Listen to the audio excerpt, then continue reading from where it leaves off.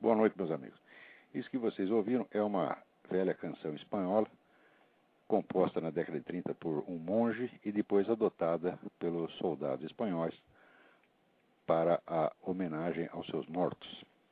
Ela é tocada aqui em homenagem ao Bruno Tolentino e a letra dela expressa bem o que foi a vida do Bruno.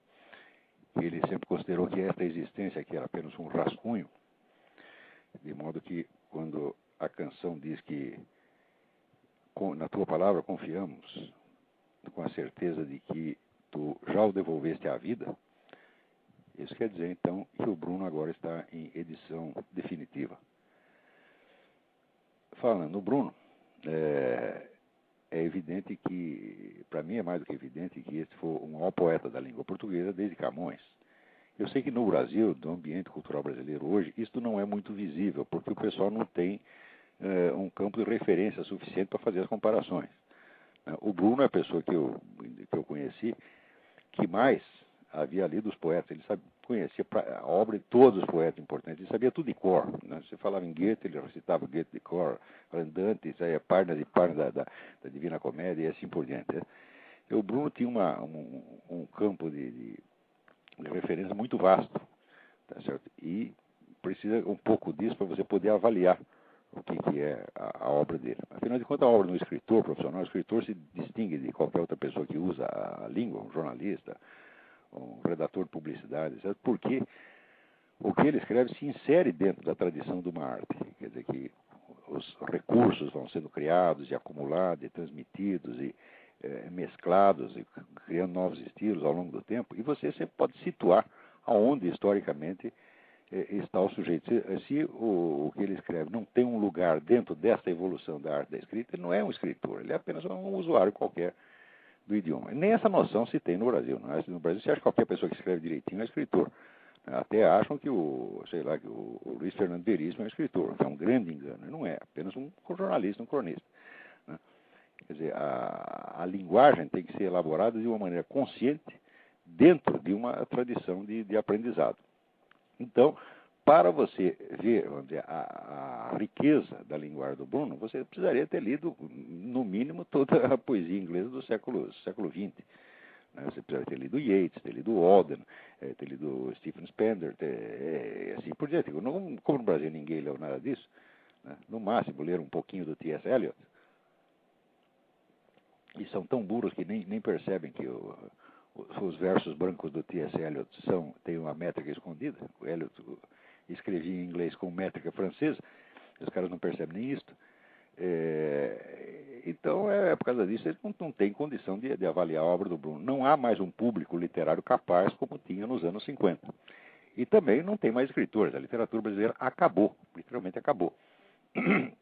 Então, o que restará a escrever do Bruno, agora que ele morreu, é fofoquinha sobre a vida dele, é aquele negócio folclórico de que ele reintroduziu a métrica. Reintroduziu a métrica, isso é uma palhaçada. Quer dizer, o Brasil é o único país do mundo em que se acredita que a poesia moderna não tem métrica. A poesia moderna tem métrica no mundo inteiro. Só no Brasil não tem porque a pessoa não sabe fazer, pô. Então o Bruno apareceu fazendo a coisa mais óbvia, quer dizer, usando todos os recursos métricos que ele havia aprendido ao longo da vida, e o pessoal achou muito estranho. Brasileiro estranha tudo, caipira é assim mesmo, acha tudo esquisito. Mas olha, esta semana aqui nós temos um verdadeiro museu de horrores. Né? Para começar, tem este... Vamos logo de cara, vamos para o pior. No Rio Grande do Sul tem um jornalista chamado Mauri Martinelli, que escreveu umas matérias sobre corrupção na prefeitura de Estância Velha. Estância Velha é o distrito industrial lá do Rio Grande, é Santo André do Rio Grande do Sul. A prefeitura naturalmente petista. E, bom, devolveram a ele as críticas com um tiro pelas costas, dado com uma pistola Glock 380. O jornalista, por milagre, sobreviveu, saiu daí se arrastando. Logo depois, o autor do atentado, o criminoso, foi preso numa casa de propriedade do Jaime Schneider, que era o secretário de planejamento da prefeitura petista. Muito bem. Então, acontece que o jornalista, além dessa tentativa de homicídio, notoriamente por motivo político, ele foi demitido do emprego que tinha no jornal, por perseguição política, e está sem assistência jurídica, porque lhe foi negada por decisão do Conselho de Defensoria Pública do Rio Grande do Sul, composto por maioria petista. Então, olha, isso é que é o Brasil de hoje. Esse pessoal faz o que quer, rouba, mata, né, engana todo mundo e ninguém fala nada. Veja você, tem generais de exército batendo continência para essa gente, tá certo? Então, realmente é para dizer, é um bando de generais. Quer dizer, qualquer sujeito que bata continência para esses vagabundos, é ele também um vagabundo. Tá, não pode fazer isso. As Forças Armadas não têm o direito de aceitar uma situação como esta. Né? Se pegar esse caso, por exemplo, do Carlos Lamarca, olha, o Carlos Lamarca, ele matou um prisioneiro amarrado, matou o sujeito a coronhadas, com a desculpa de que era para o sujeito não fazer barulho, denunciando onde ele estava. Para o sujeito não fazer barulho, basta desacordá-lo. Precisa esmigalhar a cabeça? É claro que esmigalhar a cabeça, como se diz na jurisprudência, é um uso excessivo de meios, quer dizer, passou muito do necessário para a finalidade alegada, tá certo? Então, é evidentemente um crime de ódio. Sendo um crime de ódio, o sujeito não poderia ter recebido nem anistia. Agora, os outros vão ter que engolir que ele é general. E note bem, mesmo os militares, quando reclamam disso, reclamam muito respeitosamente. Sendo o senhor presidente da República, tem que tomar providência. Como? Você vai pedir socorro ao bandido, pô? Você não sabe com quem você está falando? Quer saber o que é mentalidade de esquerdista em geral? Não estou falando só de petista, não. A esquerda inteira é assim. Sempre foram assim, pô. Um jeito totalmente sem nenhum senso da verdade, senso do certo e do errado, entendeu? São manipuladores e mentirosos por natureza. Vê agora o que fizeram nesse caso por exemplo, quando está tendo audiência sobre o negócio do aborto agora, tem um pessoal anti-abortista que foi lá fazer uma manifestação, levando uns cartazes, uns panfletos, é como é normal fazer nessa audiência. O pessoal sempre vai ali nas galerias, fica na frente e distribuindo panfleto, e exibindo cartazes, etc. Muito bem. Então foi lá um grupinho chefiado pela Doris Hipólito, presidente da Associação de Mulheres pela Vida, do Rio de Janeiro. O que o pessoal do Congresso fez? Mandou parar, mandou tirar, porque disse que era proibido ter manifestação só de um lado. Ora, sempre teve manifestações só de um lado. Todas as manifestações sempre foram de um lado só. Agora, quando é o lado contrário, não pode. Daí se alega que tem que ter os dois. E daí mandaram tapar a boca da mulher e ainda ameaçaram de prendê-la. Enquanto isso, estava lá a dona Jandira Fegali, dizendo que o Instituto Juventude pela Vida, no Rio de Janeiro, que é anti-abortista, que os membros desse instituto são nazifascistas. Ela lava a boca para falar, dona. Nazifascista é você. Nazifascista e mentirosa. Ora, porra. Quer dizer, depois não quer que a gente xingue. Quer dizer, a mulher chega e diz que os jovens, por ser contra o aborto, são nazifascistas. Ela está medindo o que está falando? Essa que sempre foi puxa-saco de genocida? Essa que adora um Mao Tse Tung, adora um Stalin, adora um Fidel Castro, tá certo? Ora, em vez de fazer de boazinha, dizer que os outros são nazifascistas porque não querem matar as crianças, ora, vai pra puta que pariu, mulher. Como é que pode, né? Os caras não querem que a gente xingue. Ó, quer ver? Cada coisa que eles fazem aqui. Né? Agora, a Folha de São Paulo. A Folha de São Paulo essa semana faz uma enquete para que os leitores escolham, né, as 7 maravilhas da ciência, né? Então, olha aqui na lista, né? A ciência como atividade social e humana. Fala, bom, olha, a ciência como atividade social e humana não é uma maravilha da ciência, é uma maravilha da sociedade humana. Né? Quer dizer, a ciência como atividade social e humana não é uma invenção da própria ciência, né? Era só o que faltava. Depois, a teoria da evolução darwiniana, bom, é uma teoria, a psicanálise freudiana, que não é uma teoria científica, jamais foi comprovada. Aliás, todo e qualquer estudo científico da psicanálise freudiana sempre a desmoralizou. A psicanálise freudiana não faz parte da ciência psicológica. Pois aqui, a teoria da relatividade e a mecânica quântica, está muito certo. A descoberta da estrutura molecular do DNA, muito bem, está muito certo. Agora, o mais bonito é o seguinte, entra aqui na lista a teoria social e econômica de Marx. Eu digo, o que isso tem de ciência? A teoria social e econômica de Marx dizia que o capitalismo iria restringir o mercado, iria diminuir o número de consumidores. Essa é a coisa mais errada que alguém já disse. Ao longo de toda a história da economia, não houve nenhuma estupidez maior. E segundo, para provar isso aí, o cara ainda recorreu, né, a meios totalmente desonestos Porque, vendo como ele queria demonstrar que a situação do proletariado estava piorando, mas na verdade ela estava melhorando, e ele sabia disso através dos relatórios do parlamento inglês, os famosos Blue Books, que era a fonte básica de informação dele, o que ele fez? Ele usou só os Blue Books de 30 anos antes. Quer dizer, isso é um charlatanismo. E que não é nem maravilha nem é ciência. Agora, a coisa mais linda é o seguinte, que eles colocam a revolução da física no século XIX. Não teve nenhuma revolução da física no século XIX, teve a revolução da física no século XX. A revolução começa exatamente com a teoria da relatividade, que é de 1905, e a mecânica quântica, que é de 1910. Agora, então, quer dizer, essa lista de absurdidades, né, foi aqui feita por indicação de quem? Do Luiz Pinguelli Rosa. Se você quer saber quem é esse sujeito, vocês procuram na minha página um artigo chamado O Pajé. É o famoso Pinguélico, tá entendendo? Ele era o quê? A grande atividade científica dele foi ser o dono das verbas de pesquisa do governo federal durante algum tempo. Então, ele era o homem que abria, era o dono da torneira, abria e fechava a torneira. Essa é a grande realização científica dele. Até me disseram que ele tinha largado a atividade científica e tinha virado plantador, foi plantar batata, que é exatamente o melhor que ele pode fazer.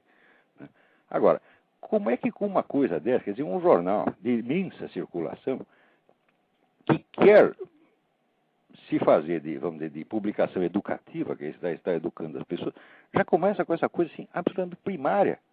Esses erros estúpidos, grosseiros, imperdoáveis. Quer dizer, se o leitor é um pouco inteligente, ele vai ficar um pouco mais burro quando lê essas coisas. Por que a Folha de São Paulo faz essas coisas? Faz, porque, olha, quando o nego começa com esse negócio de esquerdismo, o QI do nego vai baixando meio grau por dia, tá entendendo? E vai baixando. No fim, ele vira diretor da Folha de São Paulo, tá entendendo? É isso que acontece. Quer dizer, eu conheço Otávio Frias Filho. Era um sujeito inteligente, mas o que está acontecendo? Que merda é esta, porra? Como é que deixa... Eu não vou perguntar bem como é que você deixa acontecer, porque ele também deve ter lido isso e não viu nada demais. Né? Também está... o QI já está baixando, meio grau por dia. Cuidado com esse negócio. Agora, falando em QI, aqui nós temos um cidadão que se homenageia a si próprio com o título de O Filósofo da Cidade de São Paulo. Chama-se Paulo Giraldelli. Na verdade, ele é da cidade de Ibitinga. Ibitinga é uma cidadezinha no interior, que é famosa pelos seus bordados.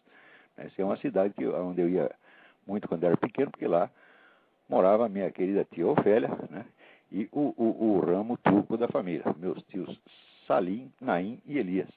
E deu graças às recordações da cidadezinha. Mas acho que naquela época o Paulo Giraldelli não existia ainda nem como espermatozoide.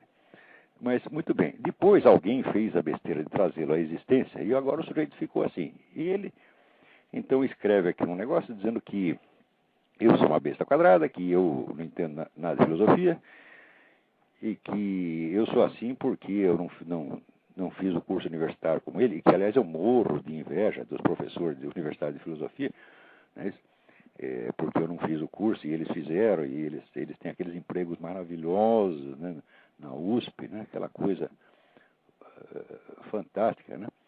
Eles estão tão contentes que vivem quebrando a universidade, né? E eu estou com inveja do emprego deles. E daí ele diz o seguinte, diz que eu cometo um erro, assim, crasso, imperdoável, porque eu classifiquei num artigo, eu disse que, segundo Platão, os filósofos são amantes de espetáculos. E diz aí o Paulo Giraldelli, qualquer criança sabe que no livro V da República, o Platão estabelece uma diferença radical entre os amantes de espetáculos e os filósofos, né? Digo, olha aqui, Paulo Giraldelli, tu é um analfabeto, tu é uma besta quadrada fora do comum. Né? O que o Platão faz é o seguinte, ele distingue entre dois tipos de amantes de espetáculos. Aqueles que gostam de qualquer espetáculo, que se deleitam no espetáculo das aparências, e aqueles que se deleitam no espetáculo da verdade. Então, são dois tipos de amantes de espetáculo. Então, está na cara que o filósofo, segundo Platão, é um amante de espetáculos. Só que o espetáculo dele é a verdade, é o ser. E os dos outros são apenas a aparência. A distinção caracteristicamente platônica. Mas que a oposição que você está falando só existe na sua cabecinha. Aliás, se você está citando esse negócio do livro V da República, é porque alguém te chamou a atenção para esse trecho, que é o único que você conhece da República. Se você tivesse lido o livro, seria impossível você ter pulado a página 1. A página 1 do livro 1, no qual Sócrates diz que foi ao Pireu para quê? Para assistir a um espetáculo. Tá certo? Então, o que ele foi fazer lá se ele não gostava de espetáculos? Então, é claro que se a distinção feita no livro quinto já não fosse clara por si mesma, não esqueça que ela está no contexto de uma narrativa que começou com Sócrates indo para ver um espetáculo. Tá certo? Então, não existe oposição nenhuma entre o filósofo e o amante de espetáculo, porque o filósofo é um deles.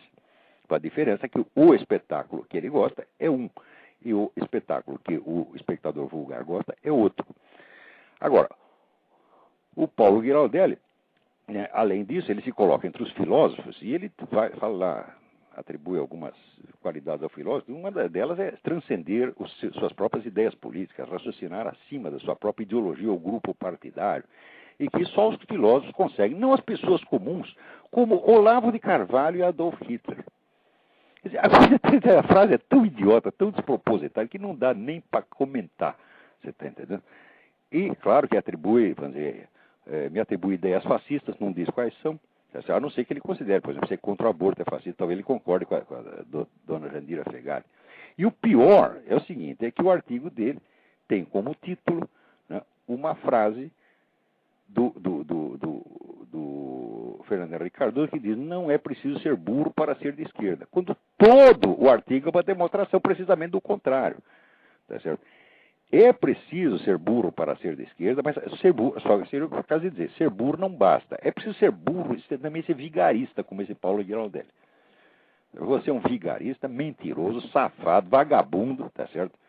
A sua parna, tá certo? Não serve para absolutamente nada, a não ser para você exibir sua mulher pelada, que você gosta, né? Tá oferecendo, tá certo? Quer dizer, Paulo Giraldelli, quer saber uma coisa? Vai tomar no cu. Bom, agora, outro que também vou mandar tomar no cu, já, é aqui esse seu Milton Temer. Milton Temer, né? Que político carioca, né? Com aquela cara, uma cara assim de animador de boate, né? Tipo bem carioca mesmo, né? Ele estava sendo entrevistado num site chamado fazendomedia.com.br, né? E está lá, estão falando a respeito de algum assunto e um dos entrevistadores, Bruno Zornita, né, estava falando uma análise da cobertura da mídia brasileira na reeleição do Bush. Daí o Bruno Zornita pergunta: aproveitando esse gancho, eu estava lendo um artigo do Olavo de Carvalho, no qual ele dizia. Daí o Milton Temer interrompe e diz: não comento o Olavo de Carvalho. Isso não deve ser tema de faculdade de jornalismo. O Olavo de Carvalho não é para ser comentado. São paradigmas da irracionalidade absoluta. Eu nem levo em conta o que esse cara diz. E eu acho uma tragédia que o Globo tem entre seus colunistas, ele e o Dennis Rosenfield toda semana. Ora, porra, né? Quer dizer, primeiro, o nego não sabia o que dizer de mim e inventou uma expressão qualquer, paradigmas da irracionalidade absoluta. Ele pegou uma expressão que lhe parecesse intelectual, como diz o Reinaldo Azevedo, e disse isso contra mim, né? Porque não sabia o que dizer. Agora, esse negócio de não pode comentar, não pode falar, né? Não pode falar disso. Ora, até entendo, porque se for comentar, você vai ter que discutir, você não é capaz de discutir comigo, Milton Temer. Tu é uma besta quadrada, tá certo? Tu é um ser analfabeto, tá certo? Você não entende coisa nenhuma, tu só é capaz de repetir aquelas mesmos sloganzinhos de merda do Partido Comunista que eu repetia quando tinha 18 anos, só que depois eu cresci, você não. Repetir com 18 anos já é grave. Já é falta de QI da minha parte. Agora você que está aí com 70 e tanto, continua com essa mesma merda de marxismo, acreditando nessa porra toda. Ora, o que há? E o pior é o seguinte, o nego saiu do PT e foi para o PSOL, você está entendendo? O que aí já é gravíssimo. Então, ó, Milton Temer, se tu acha assim que tu é tão importante que nem leva em conta o que eu digo, eu também nunca levei em conta o que você, só levei agora porque você falou a meu respeito. Tá certo? E o que você está dizendo? Não é para ler, tá certo? Não é para falar disso. O que você quer? Você quer censura, você quer tapar minha boca. Está reclamando até de que eu tenho uma coluna no Globo. Poucos dias depois de você dizer isso, eu perdi a coluna no Globo por influência de gente como você. Que foi por motivo notoriamente político. Que eu perdi primeiro a coluna na época, que na época o Paulo Moreira Leite, que eu apelidei de Paulo Moleira, ele primeiro disse que era apenas uma decisão econômica, de corte de despesas, etc. Mas poucos dias depois deu com a língua nos dentes, né, respondendo a um leitor, né, deu bandeira de que era realmente uma atitude política que tinha me tirado dali. Então é isso que vocês gostam. Vocês gostam de tapar a boca dos outros, como quiseram tampar a boca do pessoal lá anti-abortista em Brasília, né? E assim por diante. Vocês gostam de tapar a boca dos outros para vocês poderem abrir a sua, tá? De peidar pela boca o tempo todo, que é o que vocês fazem. Isso aqui que você disse, isso aqui não é uma ideia, não é um conceito, não é um argumento, isso é um peido mental, tá certo? E olha que isso aqui deve ter custado para você um esforço cerebral fora do comum, né? Aliás, aqui, voltando aqui ao Paulo Giraldelli, né, ele também, existe um mote na esquerda, um slogan, que é assim: Olavo de Carvalho está no jornalismo porque, né, acabaram-se as grandes inteligências da direita. Tá? E ele volta ao mesmo tema, né, dizendo que acabaram-se os grandes pensadores da direita, entre os quais José Guilherme. Ele escreve Melchior. Melchior, rapaz, vai pra merda. O que é isso? Quer dizer, tu não leu nem o nome do autor que tu está comentando, né? E vem querer ensinar a mim o que Platão disse ou deixou de dizer? Ora, porra! Quer dizer, olha aqui, isso aí são dois vigaristas, dois trapaceiros, tá entendendo? Isso aí tem que acabar no Brasil. Esse pessoal tem que sair da função pública, sabe? Qualquer função pública, mesmo na internet. Tá? Você tem que ser tirado de lá, tá? Com o pé na bunda e cusparadas, tá entendendo? Ainda com uma enxurrada de palavrões, assim, apocalíptica, né? Ora, porra. Como é que os caras querem que eu não diga palavrão? Não é possível. Note bem, no Brasil agora, você pode ensinar as crianças na escola que elas, né, como é que se dá o cu, etc, etc. Mas eu não posso mandar ninguém tomar no cu. Como é que é isto? Quer dizer que pode efetivamente tomar no cu, mas dizer não pode. É isso que quer dizer? Né? Não só pode, aliás, tomar não só pode, como é obrigatório. Está havendo um incentivo aí. Alguém aqui me manda um aviso de que cenas de homossexualismo explícito estão sendo exibidas na canal aberto MTV em horário que tem criança assistindo. Domingo às 15 horas. Né? Então o que é isso aí? Será que para o que os gays não sofram perseguição, coitadinhos, é preciso educar as criancinhas para que sejam homossexuais? Né? Quer dizer que as criancinhas devem representar um tremendo perigo para os homossexuais. Eu suponho que as criancinhas estejam matando homossexuais. Né? Então tem que fazer como diz aqui, uma reeducação de sensitividade, né, para que elas adquiram simpatia, né, pelas atividades homossexuais, simpatias ao ponto de praticá-las pessoalmente. Então, portanto, parem de ameaçar e aterrorizar os pobres homossexuais. Né? Agora, o engraçado é que esse pessoal continua dizendo que a finalidade da tal da PL 122 não é perseguir ninguém, é apenas proteger os direitos dos homossexuais. Fala, não é não. Notoriamente não é. Porque é o seguinte, se você procurar tudo o que eu escrevi desde que eu cheguei ao mundo, né, desde que eu estou na vida, desde que eu cheguei ao mundo, você não vai ver uma palavra minha contra alguém por ser homossexual, ou nem mesmo contra o homossexualismo em si. Tá certo? Porque essas coisas de moral sexual eu acho tudo muito complicado. Eu prefiro não ter nunca opinião nenhuma a respeito, né? Então eu nunca disse uma palavra, nem contra pessoas por serem homossexuais, nem contra a própria prática homossexual. Mesmo porque eu, como comentarista político, não tenho que me meter na vida pessoal das pessoas. Bom, apesar disto, eu só escrevo contra os aspectos políticos do movimento gay. Apesar disto, os líderes do movimento gay já reiteradamente me chamaram de homofóbico. Isto quer dizer que eu estaria enquadrado na lei. Ora, se o cara que é simplesmente o adversário político e ideológico do movimento já está enquadrado no crime de homofobia, então é claro que a lei anti-homofóbica é feita para punir, calar e perseguir inimigos políticos e não para proteger direitos de quem quer que seja. Isso quer dizer que qualquer coisa que você diga contra a ideologia do movimento fica proibida e criminalizada automaticamente. Esta é a finalidade da lei é essa. Né? Agora tem um cara aí, até esqueci o nome, Tony, não sei das quantas, é um dos líderes gays. Não, mas essa lei, ela é apenas para proteger direitos, é uma coisa, não deveria ter nem discussão, porque você quer ver como a lei é uma coisa racional, lógica e defensável, é só você trocar a palavra homossexuais por negros e judeus. E você vai ver que, né, tá muito certo, é uma proteção contra a discriminação. Eu digo, olha aqui, meu filho, em primeiro lugar, negro e judeu é uma condição de nascimento, condição inerente à pessoa que, vamos dizer, atestado no registro de nascimento. Homossexual não é uma condição permanente desse tipo, é uma conduta que a pessoa só adquire mais tarde. E que mais ainda, é uma conduta livremente aceita, porque mesmo que ela tenha desejo homossexual, nada do mundo pode obrigá-la a atender esse desejo exclusivamente, tá certo? Em suma, o sujeito é homossexual por livre escolha, a partir de desejos que ele tem, claro, mas por livre escolha.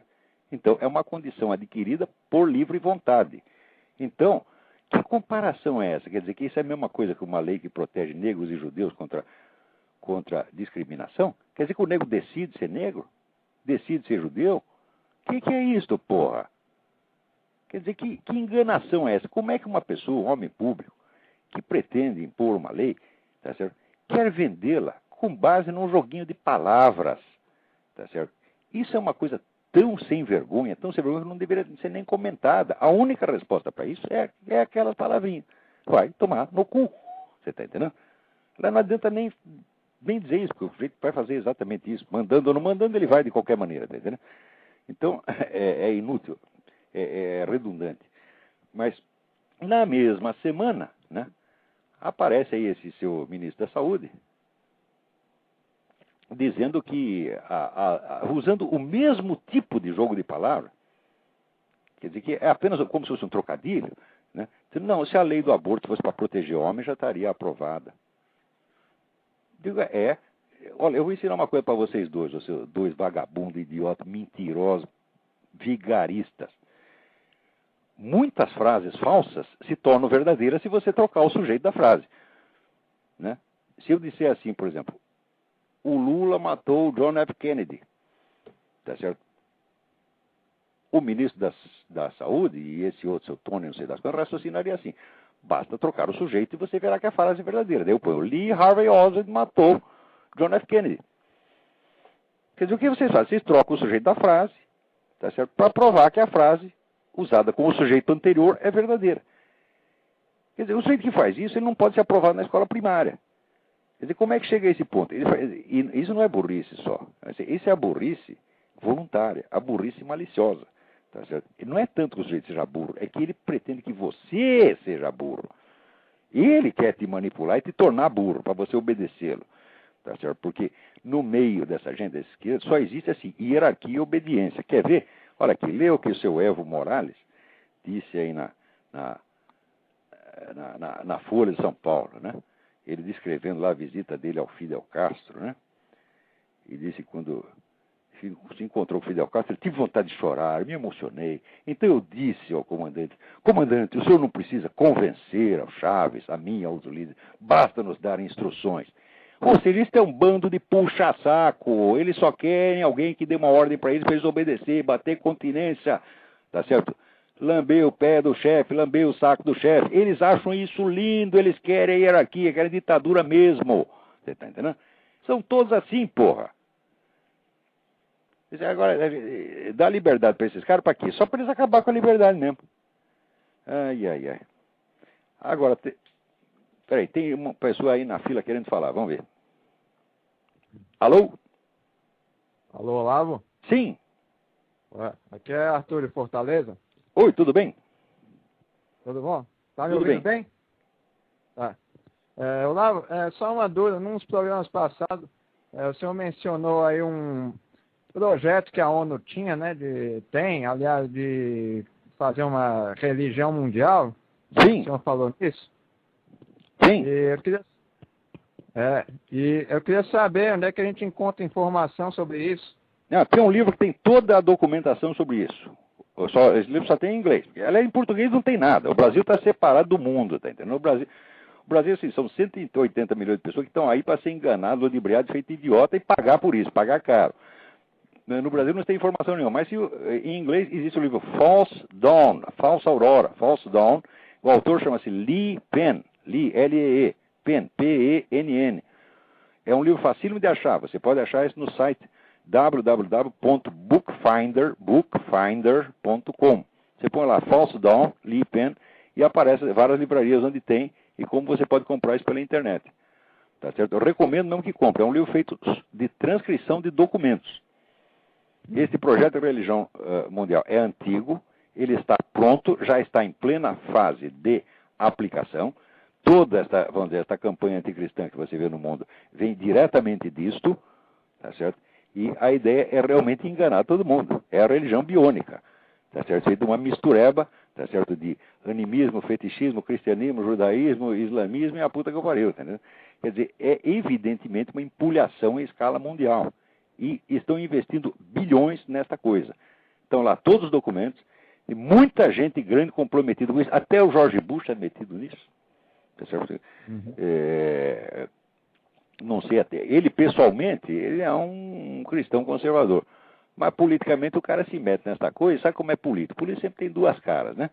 Agora, nessa questão da religião, não é para ter. Você não pode servir a dois senhores. Você não pode ser cristão conservador e, ao mesmo tempo, você está participando desse negócio da religião biônica. Tá certo? Que realmente isso é a religião do Satanás, a religião do capeta, a religião da empulhação, porra. Então, vai atrás do livro do Lee Penn que você obterá todas as informações que precisa. Tá bom, então. Obrigado. Tá bom, obrigado pela sua participação. Obrigado.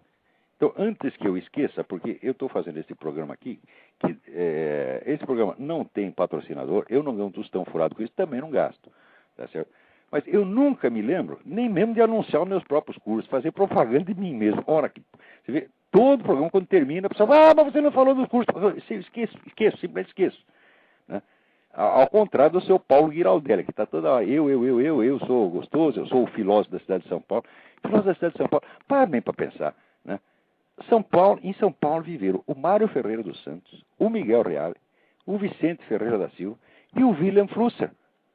Tá certo? E o cara diz que ele é o filósofo da cidade de São Paulo. Meu filho, você não é filósofo da cidade de São Paulo, tu não é o filósofo da Barra Funda, tá certo? Tu não é o filósofo da tua rua, tu não é nem o filósofo do teu banheiro, tu é o filósofo da puta que eu pariu, isso na melhor das hipóteses.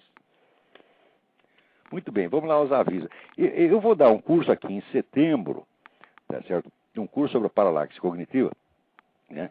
Em setembro, que será dado aqui na Virgínia, as pessoas virão assistir aula aqui, e há vamos dizer, um plano elaborado por uma empresa de turismo para fazer um negócio barato e acessível que o nego vai pagar em mensalidades. O telefone para inscrições é 041 Paraná 32620100. Então, espero vê-los aqui. Também continuam os meus cursos mensais na E-Realizações em São Paulo. Tá certo? O curso é dado por videoconferência todo mês e o número para inscrição é 011 São Paulo 55725363. Falando em realizações, ela está aprontando, vai soltar em breve a reedição do meu livro O Futuro do Pensamento Brasileiro e o lançamento do livro A Dialética Simbólica, que é uma coletânea de ensaios meus, no qual assim, eu faço, vamos dizer, uma espécie de um balanço de toda a primeira etapa dos meus estudos, né, e apresentando ali esses vários trabalhos parciais, como se monográficos sobre um assunto, outro, resolvendo várias dúvidas que eu tinha, né, e preparando a abordagem mais sistemática que depois eu comecei a dar em outros trabalhos, como aqueles sobre o Descartes, o Kant, né? Muito bem. Então, a dialética simbólica na verdade, são textos inéditos em livro. Alguns já circularam como apostila, mas são textos inéditos em livro. Outros foram publicados como livretos, né? De circulação muito pequena, como, por exemplo, os gêneros literários, também está lá. Mas esse é um monte de estudos pequenos, né? Então, também a dialética simbólica é o volume 1 de uma série que chama Estudos Reunidos, que é onde eu vou juntar todos esses escritos menores que eu fui fazendo, sempre para resolver determinados problemas específicos, né? Para depois poder atacar o assunto num nível mais geral. E, por fim, outro aviso que existe uma série de gravações minhas, de programas, conferências, etc., que estão no YouTube. Então, você pode achar, tem dois lugares aqui no YouTube onde tem coisa minha lá. Um é www.youtube.com/trueoutspeak. Tem várias gravações ali. E o outro é www.youtube.com/wisdom and virtue. Sabedoria e virtude. Wisdom and virtue, tudo junto. Tá certo? E esses foram colocados lá, então, aqui pela minha aluna e amiga, a Isabela Cota, a quem muito agradeço. Muito bem, então esses eram os avisos. Né? Tem alguém aí na linha para falar?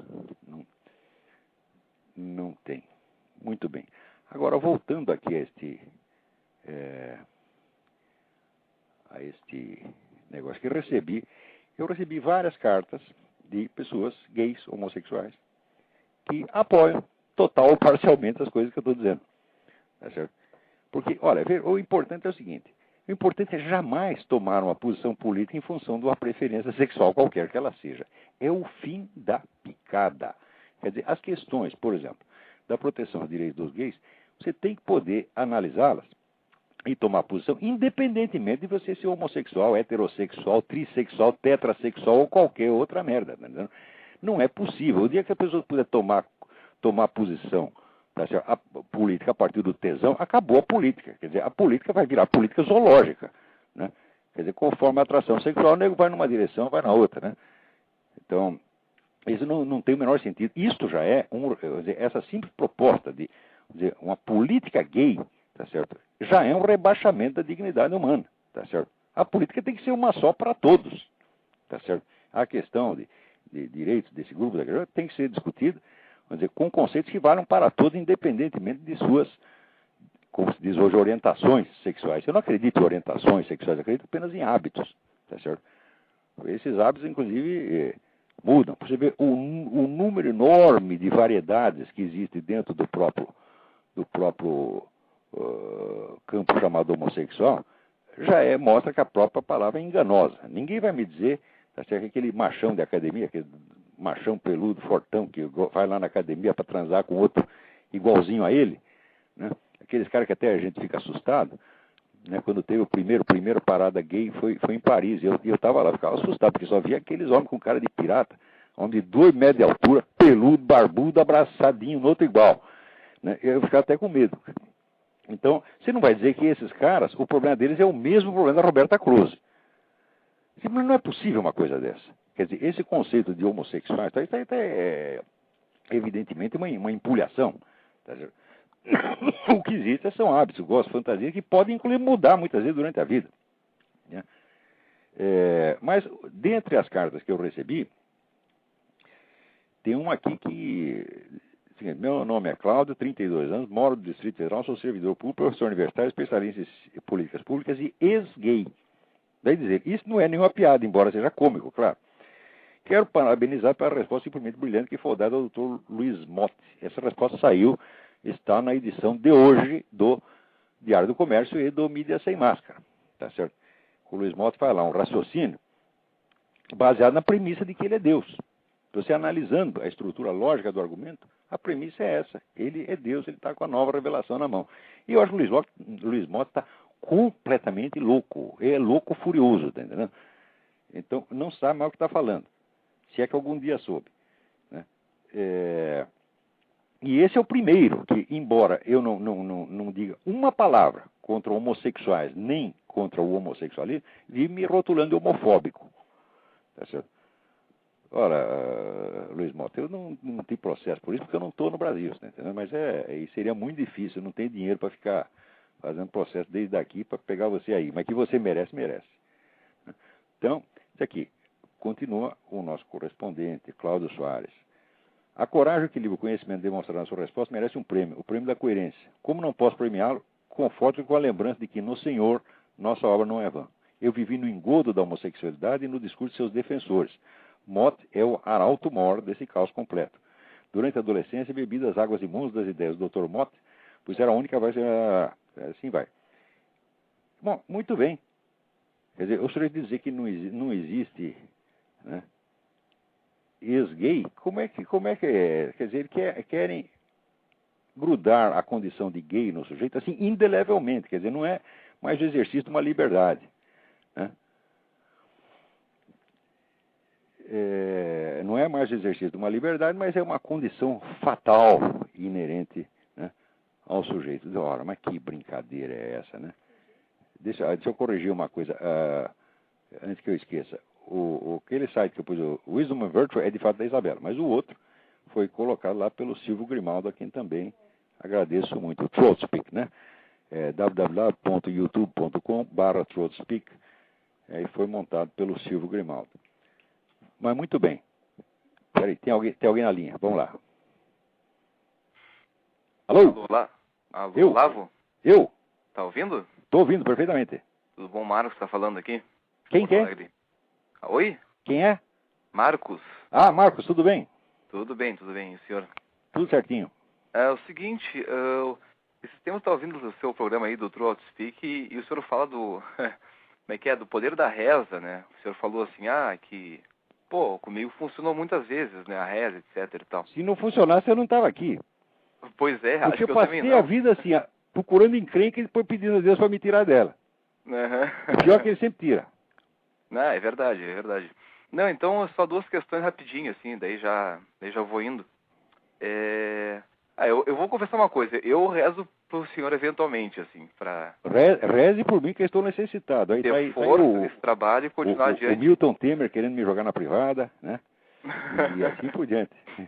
E se não é pedir demais, se o senhor puder rezar um pouco pra nós aqui em casa, eu ficaria bem satisfeito, assim. É um prazer um dever. Não esquecerei de você na minha oração. Então, eu queria...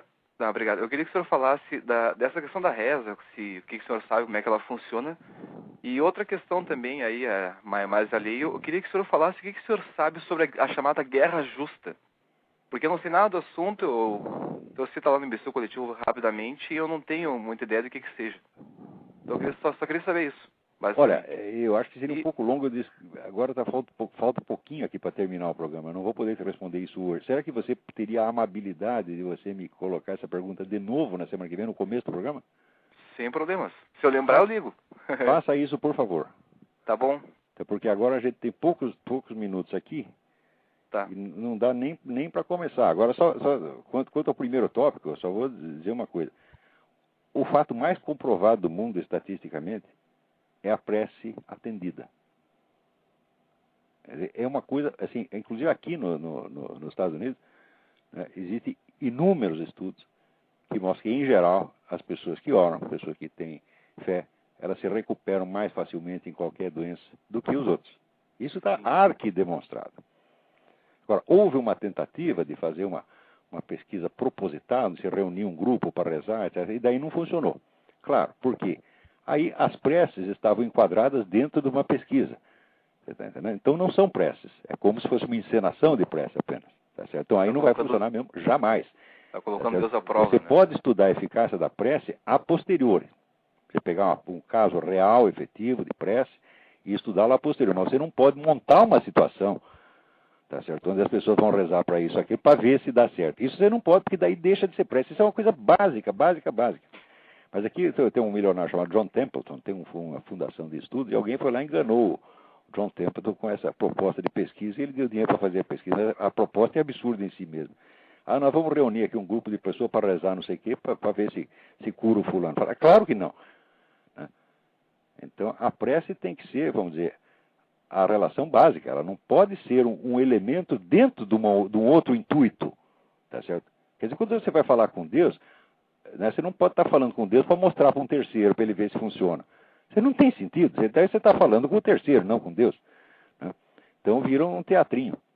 Mas a coisa mais abundantemente provada é a eficácia da prece. Agora, esse é um escândalo. Porque as pessoas vão inventar 1001 explicações, vão inventar, dizer até que a autossugestão, quer dizer, se a autossugestão fosse capaz de curar assim, milhões de pessoas, isso dispensaria a existência da medicina automaticamente. Uhum. Sim. Mas então tá isso. Opa. Como é? Não, é isso, só isso que eu queria perguntar. Então, eu gostaria de falar mais sobre isso e não esquecerei do tema nos próximos programas. Se você me lembrar novamente, eu te agradeço. Sobre a Guerra Justa, então, semana que vem, dou um toque de novo. Isso aí é São Tomás de Aquino, mas seria... Aí não dá para entrar no assunto agora. Mas se a gente tiver uns 15 minutos, podemos tratar disso. É um tema interessante. Ah, tranquilo. Tá bom então, Olavo. Obrigadão. Tá, obrigado. Eu agradeço. Tchau, tchau. Um abraço. Agora, voltando a este assunto, quero lembrar uma coisa para vocês. O pai da revolução sexual, o Dr. Wilhelm Reich, né? O homem, aliás, o termo mesmo revolução sexual foi ele que inventou. Ele tinha a teoria de que o homossexualismo era uma doença criada pela repressão sexual. E ele assegurava que quando acabasse a repressão sexual ia acabar junto o homossexualismo. Nós vimos que foi exatamente o contrário. Quanto menos repressão sexual tem, mais homossexualismo tem na praça. Mas não é só homossexualismo. Isso não para. Tá certo? Por exemplo, se você não pode discriminar os homossexuais, por que pode discriminar os sadomasoquistas? Se você pode ensinar o homossexualismo na escola, por que não pode ensinar o sadomasoquismo? O que vocês têm contra a pobre comunidade sadomasoquista? Então, logo vão ter que ir lá, né, botar os meninos na escola de chicotinho, com cacão de couro, etc., para que os sadomasoquistas não se sintam prejudicados. E aquelas pessoas, amáveis pessoas, que gostam de fazer sexo com animais. Outro dia teve um sujeito, né, que até morreu, né? Ele comia a jumenta, né? E um dia a jumenta se cansou daquela humilhação, deu-lhe um coice, o sujeito foi parar do outro lado da rua, tá certo, e morreu, tá certo. Mas tem muita gente que gosta disso. Aqui, uma notícia da agência France Press, né? Na Suécia, tá certo, está aumentando terrivelmente o caso de sexo com animais. Cada vez mais gente está interessada em comer cabritas, né, cadelas, jumentas, éguas, vacas, né? Eu não sei se tatu, como dizia o pessoal do Mamonas Assassinos, não sei se chegar nesse ponto, mas tudo é possível, né? Por que essas pessoas, tá certo, devem ser tratadas como anormais, enquanto os homossexuais, todas as variedades homossexuais, até o sujeito que quer cortar o próprio peru para virar mulher, tem que ser tratado como uma pessoa normal, mas o sujeito que quer comer a sua cabrita vai ser tratado como um doente e discriminado. Você acha que está certo? Então, é claro que não. Então, esta expansão progressiva dos direitos sexuais está na própria dialética da revolução sexual. Tá? Quer dizer, quanto mais você abre, mais vai abrir. Tá certo? Então, daqui a pouco haverá também a legalização do casamento com animais. Se você está pensando em casar com uma gatinha, tá certo? Você poderá realizá-lo antes do que você pensa. Aguarde mais uns anos e você vai ver. Você vai ver o ensino de toda essa merda nas escolas, tá certo? Porque, olha, que eu saiba, a escola não foi feita para ensinar, tá certo, prazeres sexuais a ninguém.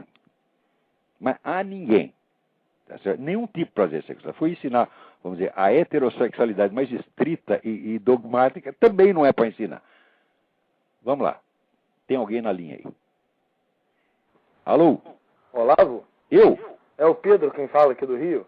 Tudo bem? Tudo certinho? Tudo certinho. Então, eu venho ouvindo seu programa, queria parabenizar pelas ideias e tudo mais. Muito obrigado, muito obrigado.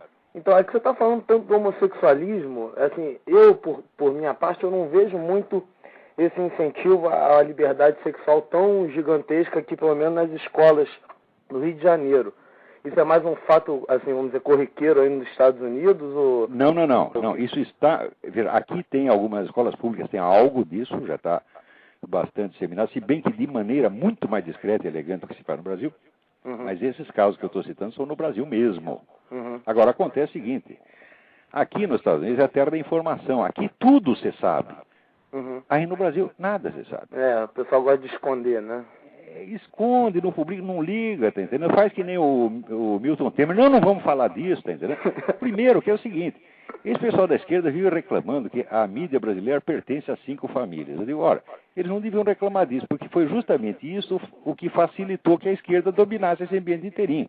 Com certeza. Se tivesse 10 mil empresas de mídia, daria um trabalhão para eles dominar tudo. Nunca chegaria a dominar como aqui não chega a dominar. Uhum. Porque aqui está aparecendo novas empresas toda hora. Qualquer cidade de médio porte já tem uma grande... Tem jornal, tem qualquer cidade pequenininha tem o seu jornal independente, entendeu?